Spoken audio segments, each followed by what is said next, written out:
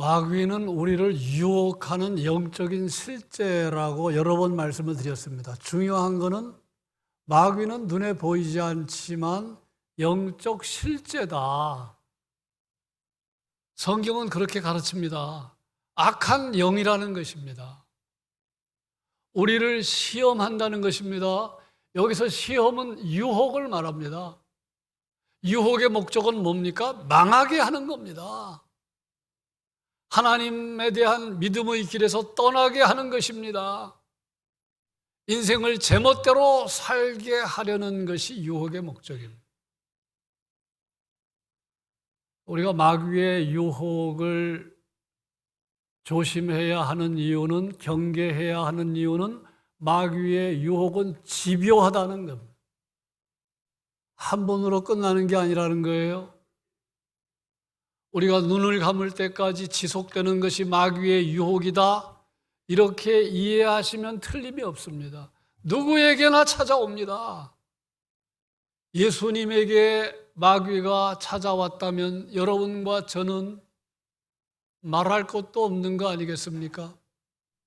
지난 한 주간 어떤 유혹 받으셨습니까? 어떤 시험에 빠지셨습니까?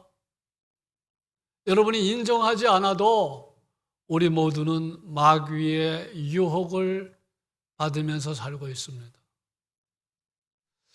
예수님이 성령에 이끌려 공적인 삶을 시작하면서 광야로 나가셔서 40일 동안 금식을 하셨는데 마귀가 찾아왔어요. 40일 금식하셨으니 얼마나 시장기가 심했겠습니까? 찬스를 놓치지 않는, 타임을 놓치지 않는 마귀의 모습을 보게 됩니다. 돌들을 명하여 떡덩이가 되게 해라. 그렇게 하실 수 있는 능력이 있음에도 불구하고 예수님은 거부하셨어요. 사람이 떡으로만 사는 게 아니다. 하나님의 입으로 나오는 모든 말씀으로 사는 것이다. 거부하셨어요. 그런데 마귀는 포기하지 않고 또다시 찾아와 유혹했는데 예수님을 성전 꼭대기에 데리고 가서 이 성전 꼭대기에서 뛰어내리라. 그러면서 시편 91편 11절 12절을 인용했습니다. 뛰어내리면 천사들이 와서 도와주고 다치지 않게 할 거다. 그때 예수님은 역시 단호하게 거부하셨습니다. 주 너희 하나님을 시험하지 말라. 그러니까 예수님이 마귀의 유혹을 받은 그 과정이 자세하게 본문에 나와 있지 않습니다. 침묵하고 있습니다. 하지만 우리는 예수님이 마귀에게서 유혹을 받았다는 점에서 그 유혹이 어떤 성격인지를 생각하면서 큰 교훈을 받을 수 있는데 세 가지입니다. 첫째는 하나님이 기뻐하실 점이 전혀 없는데 자연 법칙을 역행하라는 유혹입니다. 여러분, 이 성경에는 하나님이 가르치신 특별한 법칙의 말씀이 있고 그걸 특별 계시라고 말합니다. 근데 성경에 나와 있지 않지만 이 자연 속에 하나님이 지으신 창조 세계 속에는 일반 계시가 있어요. 하나님이 정하신 일반 법칙이 있는데 높은 데서 뛰어내리면 다치거나 죽는 거, 그게 하나님이 정하신 법칙입니다. 그러니까 높은 데서는 뛰어내리면 안 돼요. 그게 하나님이 정하신 법칙입니다. 돌을 공중으로 던지면 하늘로 올라가는 게 아니라 땅에 떨어집니다. 그게 하나님이 정하신 법칙입니다. 봄에 씨를 뿌리면 가을에 열매를 거둡니다. 하나님이 정하신 법칙이에요. 좋은 결실을 얻으려면 열심히 노력해야 합니다. 하나님이 정하신 법칙입니다. 그런데 지금 마귀의 유혹은 뭐예요? 자연 법칙을 역행해라. 그런데 그 내용을 들여다보니까 하나님이 기뻐하실 내용이 전혀 없는 거예요. 높은 데서 예수님이 뛰어내리면 그게 정말로 하나님이 기뻐하실 내용입니까? 하나님께 영광을 돌리는 이야기입니까? 모든 사람에게 유익한 내용입니까? 그렇지 않잖아요. 그러니까 마귀가 예수님을 유혹했는데 자연 법칙을 역행해라. 하나님이 기뻐하시는 자연 법칙이 아닙니다. 그 높이가 약 한 140m 되는데 그러면 아파트 한 층의 높이를 4m로 잡을 때 35층 높이입니다. 뛰어내리라는 거예요. 네. 그러면서 시편 91편 11절 12절을 인용을 했습니다. 네. 여러분, 기독교 신앙은 자연 법칙을 무시하지 않습니다. 이거 잊지 마셔야 돼요. 기독교 신앙은 자연 법칙을 존중히 여깁니다. 이유는 자연 법칙도 하나님이 정하신 원리이기 때문입니다. 물론 하나님께서는 역사 속에서 하나님의 구원 사건을 일으킬 때, 하나님의 뜻을 행할 때 이따금 자연 법칙을 역행하기도 하시지요. 이스라엘 백성이 홍해를 건넌 것 자연 법칙이 깨진 겁니다. 요단강을 건넌 것 자연 법칙을 역행한 겁니다. 다니엘이 사자굴에서 건진받은 거, 베드로가 무리를 걷는 거, 예수님이 죽음의 권세를 깨뜨리고 부활한 거 자연 법칙이 아닙니다. 하나님이 행하신 일입니다. 그런데 이런 사건에는 하나님이 의도하신 거룩한 뜻이 있는 겁니다. 그런데 지금 마귀는 하나님이 기뻐하실 내용도 전혀 없는데 뛰어내리라 그렇게 유혹을 했습니다.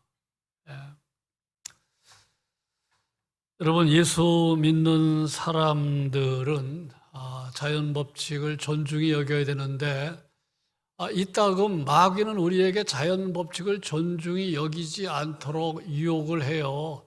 여러분, 시험을 앞두고 있으면 공부 열심히 해야 돼요. 근데 뭐라고 유혹하냐면 이렇게 유혹합니다. 너 하나님의 자녀잖아. 너 하나님이 지켜주시잖아. 하나님 너에게 복 주시기 원하잖아. 공부보다 기도가 더 중요해. 공부보다 기도가 더 중요해. 기도만 많이 해. 이게 바로 자연 법칙을 어기라는 마귀의 유혹입니다. 근데 많은 사람들이 거기에 넘어간다는 거예요. 어떤 신학생이 시험을 보는데 하나도 모르겠는 거예요. 공부를 안 해가지고. 아마 기도만 했나 봐요. 그래서 고민 끝에 답안지에다가 뭐라고 적었느냐 하면 이렇게 적었어요. 하나님은 모든 문제에 답을 아십니다. 아주 정답을 적었습니다. 그랬더니 교수가 답안지에다가 뭐라고 적었느냐 하면 하나님은 100점 너는 0점이었어요. 여러분, 건강하려면 음식을 아무거나 드시면 안 돼요. 운동을 하셔야 됩니다. 이게 하나님이 정하신 법칙입니다. 짜게, 맵게, 달게 드시면 안 돼요. 하나님이 정하신 법칙입니다. 근데 마귀는 우리에게 유혹해요. 능치 못함이 없어. 식성대로 살아.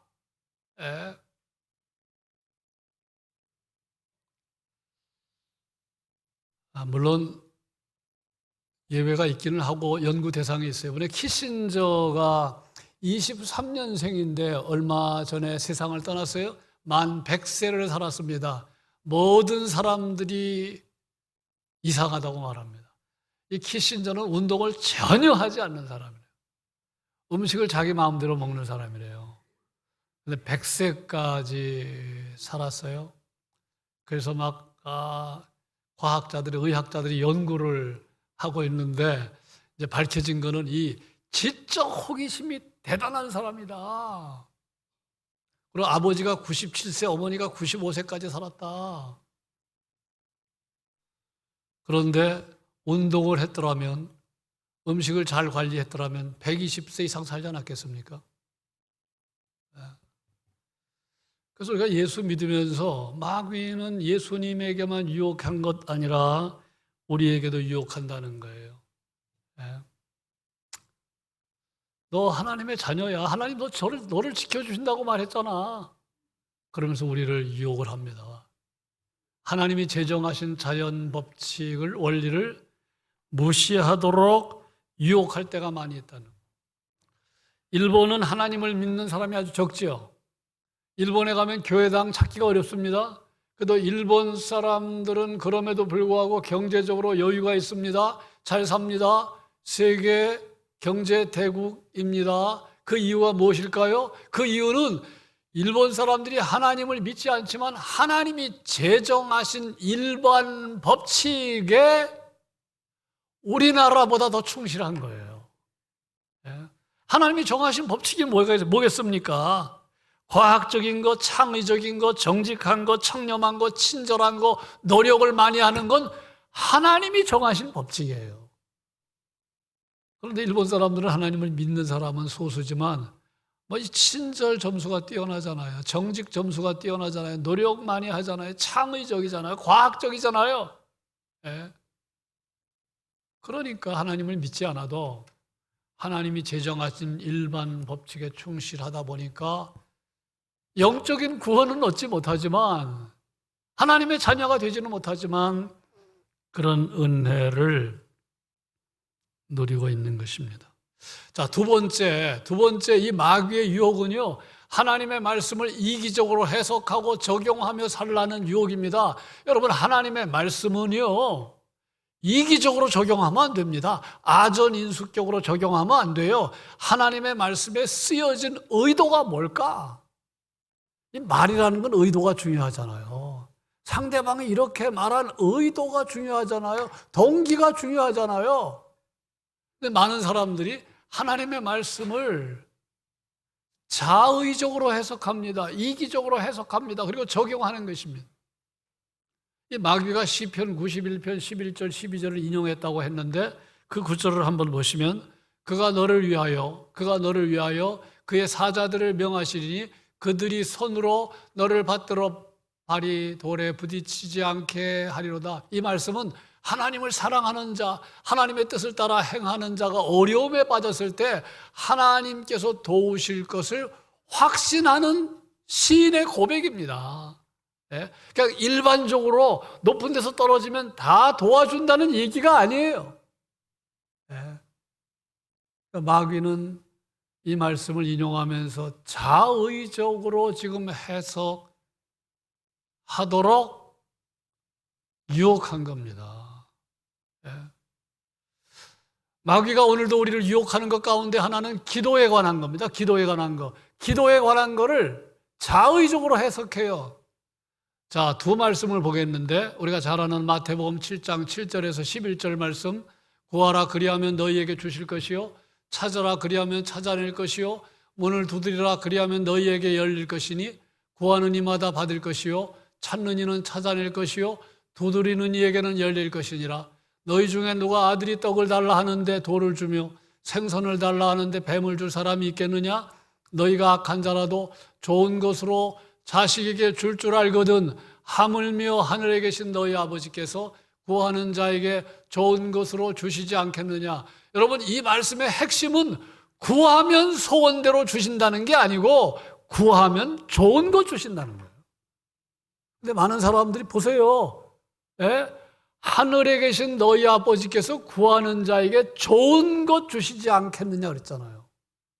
근데 많은 사람들이 이 말씀을 어떻게 봤습니까? 저 말씀은 싹 무시하고 내 소원대로 주신다고 해석을 해요. 자의적으로 해석합니다. 이기적으로 해석합니다. 누가복음 11장은 요 마태복음 7장과 병행 본문인데 거기서는 구하는 자에게 성령을 주시지 않겠느냐 그랬어요. 여기서 성령 주신다는 말은 성령 체험하는 걸 말합니다. 예. 성령 충만한 걸 말하는. 예. 그러니까 우리가 이 말씀을요, 마귀가 봐라, 구하면 다 준다고 했는데 안 주잖아. 하나님 말씀 엉터리야. 이렇게 우리를 유혹한다는 거예요. 요한복음 14장도 한번 보실까요? 요한복음 14장 14절, 내 이름으로 무엇이든지 내게 구하면 내가 행하리라. 많은 사람들이 내 이름으로는 무시하고요, 무엇이든지 내게 구하면 여기에만 신경 써요. 그러나 주님은 분명히 말씀하시기를 내 이름으로, 여기가 제일 강조점입니다. 내 이름으로 무엇이든지 구하면. 자, 이해를 돕기 위해서 제가 말씀을 드립니다. 옛날에 전에 우리 교회 장로님들 가운데 몇 분이 저에게 막도장을 맡겼어요. 목사님, 이건 인감도장 아니고 막도장이니까 뭐 그렇게 중요하지 않은 서류에는 목사님 읽어보시고 도장 누르세요.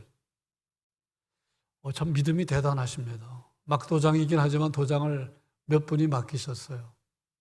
그런데 제가 그 장로님의 도장을 누를 일이 있을 때 그 내용을 보고 우리 장로님이 동의하겠다 싶으면 누르는 거죠. 당연한 거죠. 이 내용을 읽어보면서 우리 장로님이 동의하지 않겠다, 기뻐하지 않겠다 그러면 안 누르는 게 맞죠. 도장을 누를 때는 내용이 중요한 겁니다. 우리가 예수님의 이름으로 기도를 하는데 그렇다면 그 내용이 중요한 거예요. 기도의 내용은 하나님이 기뻐하시지 않는 내용으로 가득 차고 그냥 예수님의 이름으로 기도한다? 그거 말하는 거 아닙니다. 내 이름으로 무엇이든지 내게 구하면 이라는 말은 하나님이 기뻐하시는 내용을 기도하라는 거예요. 무조건 내 소원을 말하는 게 아닙니다. 그런데 많은 성도들이 이 말씀을 대할 때 자의적으로 해석하는 거예요. 자의적으로. 이기적으로 해석하는 겁니다. 그럼 이 말씀에는 무슨 뜻이 담겨져 있어요? 결국은 하나님의 나라를 구하라는 거예요. 하나님의 의를 구하라는 거예요. 너희는 먼저 하나님의 나라와 의를 구하라고 그랬잖아요. 근데 하나님이 중요하게 여기는 그건 구하지도 않고 내 욕심대로 구하면서 뭐 응답이 되었느냐 안 되었느냐 막 그렇게 마귀의 유혹은 오늘도 우리에게 집요하게 말합니다. 그래서 여러분, 아주 오래전에 독일의 위대한 신학자 몰트만과 얼마 전에 세상 떠나신 조용기 목사님, 참 전무후무한 교회 부흥을 일으키신 조용기 목사님이 대화를 했는데 마지막에 몰트만이 조용기 목사님한테 조언한 것 가운데 하나가 신앙을 사적인 신앙으로만 하면 안 됩니다. 그걸 어드바이스 했다는 거예요.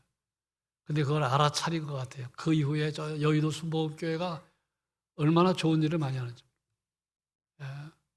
여러분, 하나님의 말씀을 그냥 내 이기적으로 나의 그냥 유익만을 위해서 접근하는 거, 그게 바로 마귀의 유혹이에요. 마귀의 유혹.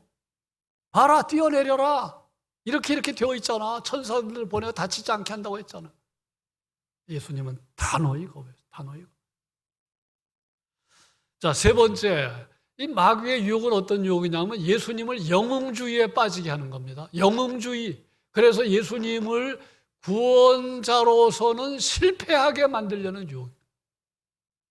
여러분, 영웅이라는 말은 지혜와 용맹과 능력에 있어서 출중해가지고 다른 사람들로부터 추앙받는 사람을 영웅이라고 그러잖아요. 영웅.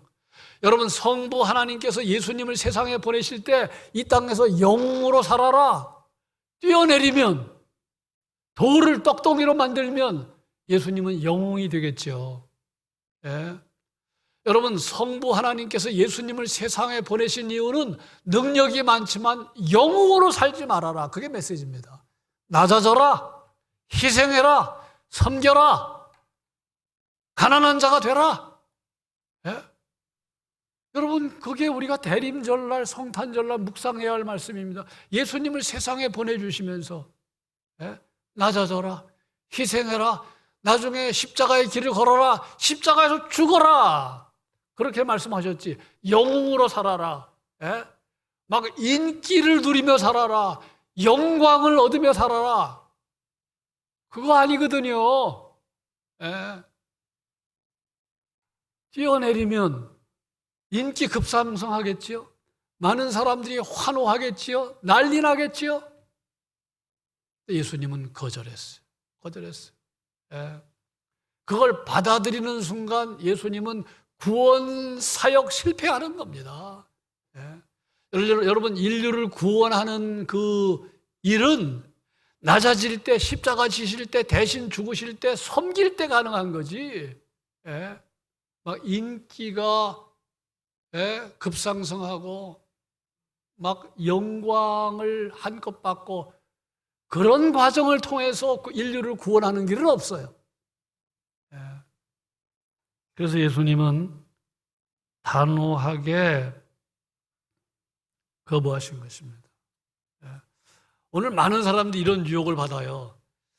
이 헨리 나우에는 이거 예수님의 이름으로라는 소책자를 썼는데 77페이지 되는 아주 소책자입니다.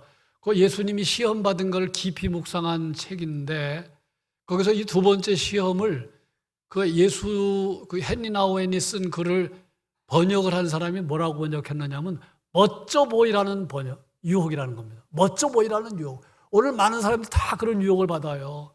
내 실체는 한 50점밖에 안 되는데 막 60점, 70점, 80점으로 다른 사람에게 보이려고, 멋져 보이려고 자신을 과대 포장하는 겁니다. 그런 유혹 여러분 받아요, 안 받아요? 받잖아요. 내가 대단한 사람인 것처럼, 대단한 문제 해결사인 것처럼, 자기도 모르게 그런 생각하는 사람들이 목회자고 대형교회 목사고 신유의 집회가 있다는 사람이고, 여러분, 신유를 행했다면 누가 행한 겁니까? 하나님이 행하신 거예요. 하나님이. 근데 병 하나 고치면요, 막 자신이 한 것처럼 자신을 막 화장하게 만들고, 그럼 그걸 눈치채지 못하고 또 교인들은 거기에 수그러들고, 이 유혹이 얼마나 강한 유혹인지 몰라요. 지금 한국교회에 선한 영향력을 끼치고 있는 목사님 가운데 한 분이 김동호 목사님이십니다. 그분은 옛날 서울 영락교회의 교육 담당 목사님이었어요. 교육 담당 목사.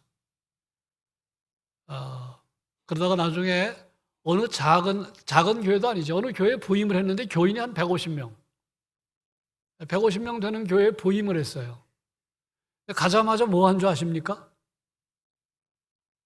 대형 영락교회에 계시다가 교육 담당 목사로 계시다가 그 당시에 부목사라는 이름은 쓰지 않았어요. 교육 담당 목사면 내용적으로는 부목사입니다.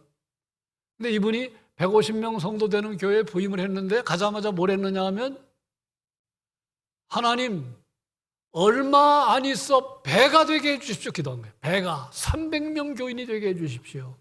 목사님이 열심히 기도하고 교인들에게 그 기도에 동참할 것을 호소했어요. 그런데 뜻밖의 시간이 가도 전혀 교인이 늘어나지 않는 겁니다. 고민에 빠지게 됐죠. 어느 날 새벽에 기도하다가 하나님께서 김동호 목사님의 실체를 보게 해주셨어요.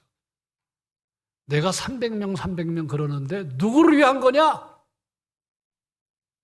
정직하게 자문자답해 보니까 하나님의 영광과는 상관이 없이 자기의 능력을 입증하기 위해서, 자기의 영광을 위해서 그랬다는 걸 자기가 깨달은 거예요. 그래서 바로 교인들에게 가서 사과하고, 내 욕심입니다. 나를 용서해 주십시오. 그리고 당장 그 기도를 취소했다는. 예. 이제 그 이후에 이분이 그 교회를 아마 계속 부흥이 안 됐던 것 같아요. 이제 큰 교회로 부음했는데 그게 동안교회죠, 동안교회. 예, 큰 교회로 부임을 했고 결국은 대형교회 목사로 목회하다가 은퇴했고 그랬는데요. 예. 이게 오늘 많은 사람들이 받는 유혹입니다. 예. 인기가 올라가는 것에, 내가 영광을 받는 것에 집착합니다. 여러분, 그게 결국은 타락의 길로 가는 거예요. 주제 파악 못하는 거예요. 여러분은 인간은요, 여러분이나 저나 아무리 능력이 대단한 사람도, 학식이 대단한 사람도, 지혜가 풍성한 사람도 연약하기 짝이 없는 인생입니다. 타락할 수밖에 없는 본성이 지배하는 자들입니다. 깨지기 쉬운 존재예요. 그런데 자기의 실체는 그게 아닌데 자기를 막 과대 포장하게 되면 어떤 결과가 이릅니까? 주제 파악 못하는 거죠. 여러분, 주제 파악 못하면 넘어집니다. 가장 주제 파악 못하는 지도자가 있죠. 누굽니까? 북한의 김정은이잖아요. 자기 실력으로 집권했습니까? 자기의 능력으로 집권했습니까? 아니잖아요. 예? 아버지, 할아버지의 힘으로 집권했잖아요. 나이가 지금 40세 간 넘었어요. 예? 여러분, 몸을 보세요. 몸을. 예? 완전히 40대 초반인데 온갖 질병은 다 가지고 있을 것 같은 종합병원 모습 아닙니까? 실제로 많은 의사들이 그렇게 내다봅니다. 생각이 온전치 못하잖아요. 어떻게 고몸으로 그렇게 잔인하게 죽입니까? 그러니까 형편없는 인간입니다. 그러나 북한 주민들은 김정은이 나타날 때마다 보세요. 얼마나 환호합니까? 얼마나 열광적으로 지지합니까? 물에 들어가면 물까지 쫓아갑니다. 김정은 자신은 배 타고 들어갔는데 막 인민들은 물에도 뛰어들면서 막 열광적으로 환호합니다. 그러니까 주제 파악 못하는 거예요, 자기. 점점 자신은 허물이 없고 자신은 대단한 존재인 것처럼 우상화 작업을 하는 겁니다. 얼마나 거짓된 모습입니까? 그럼 길은 마지막은 무서운 심판입니다. 망하는 겁니다. 그러니까 많은 사람들이 인기 좋아하고 뭐 영광 받기를 좋아하고 막 그러는데 그 마지막은 다 그거는 씁쓸한 것입니다. 예수님은 그걸 잘 아셨어요. 우리가 흔히 메시아 컴플렉스에 빠지지 말라는 이야기를 이따금 합니다. 그게 뭐냐 하면 이제 목사님들이 목회를 할 때 제가 이제 목회하면서 느끼는 게, 목사가 할 수 있는 게 아무것도 없다. 참 마음이 아픈 거예요. 근데 그게 정직한 깨달음이고 아름다운 모습입니다. 그런데 많은 목사님들이 자신의 능력이 없어요. 우리가 치료자가 아닙니다, 목회자가. 목회자가 치료자가 아닙니다. 능력자가 아닙니다. 문제 해결자가 아닙니다. 할 수 있는 거는 하나님의 말씀을 대언하는 것이고, 능력이 나타나면 말씀이 능력으로 나타나는 거고 하나님의 은혜가 나타나는 거지. 근데 목사님들 가운데 대형 교회를 목회하면 마치 자신이 대단한 것처럼, 메시아도 아닌데 메시아인 것처럼, 그게 메시아 컴플렉스입니다. 어떻게 사람이 메시아입니까? 메시아 아니에요. 우리는 다 다른 사람의 도움을 받아야 할 연약한 인간. 그러니까 예수님은 그걸 가르친 거예요. 앞으로 너희도 이런 유혹이 찾아올 터인데 아무리 공부를 많이 하고 아무리 능력이 있어도 겸손하라는, 겸손해. 말씀을 맺습니다. 자, 오늘이 대림절 시작하는 첫 주입니다. 성탄절 앞두고 4주를 대림절이라고 해요. 대림절. 예수님의 오심을 묵상하고 기뻐하고 다시 오실 주님을 대망하면서 우리가 기다리는 절기가 대림절인데, 오늘 우리 대림절 첫 주 예수님이 오셔서 공생에 시작하기 전에 받으신 두 번째 유혹을 나누었습니다. 예수님이 유혹을 거부한 모습에서 바른 신앙의 모습이 담겨 있잖아요. 바른 신앙의 모습. 예. 여러분, 자연 법칙을 역행하라고 하는 거는요, 그거는 마귀의 유혹입니다. 예. 하나님의 말씀을 자의적으로 해석하는 거, 그 마귀의 유혹입니다. 마귀는 자꾸 우리는 다 부족하고 연약한 인생들인데 자꾸 영웅주의로 빠뜨려요. 대단한 인물인 것처럼 내가 없으면 이 교회도 안 되고 내가 없으면 뭐가 안 되고, 예? 그런 생각을 심어줄 때가 있다는 사실을 생각하면서 우리가 바른 신앙이 무엇인지 예수님의 유혹을 거부한 사건에서 배웁니다. 그래서 우리의 신앙이 바른 신앙으로 아름답게 정립해가고, 우리는 다 부족한 것 투성입니다. 병이 찾아올 수 있고 불안이 찾아올 수 있고, 우리가 할 수 있는 것은 하나님 말씀 의지해서 사는 것이고 진실하게 사는 것이고. 제가 옛날에 그 연세대학교 정신건강학 전우택 교수가 요 이야기를 했는데, 헨리 나우엔의 교훈과도 일치하고 예수님의 교훈과도 일치하는 거예요. 목사님들 뭐 대단한 일을 할 생각하지 마십시오. 그냥 어려운 사람들, 힘든 사람을 위해서 기도할 뿐이고 하나님의 뜻을 따라 조금씩 나가는 거지. 그게 정직한 모습이지, 뭐 대단한 능력을 행할 수 있는 것처럼 그게 아주 비뚤어진 모습이다 라고 말한 적이 있는데, 헨리 나우엔이 가르치는 것도 결국 그거예요. 예수님의 말씀의 교훈도 그겁니다.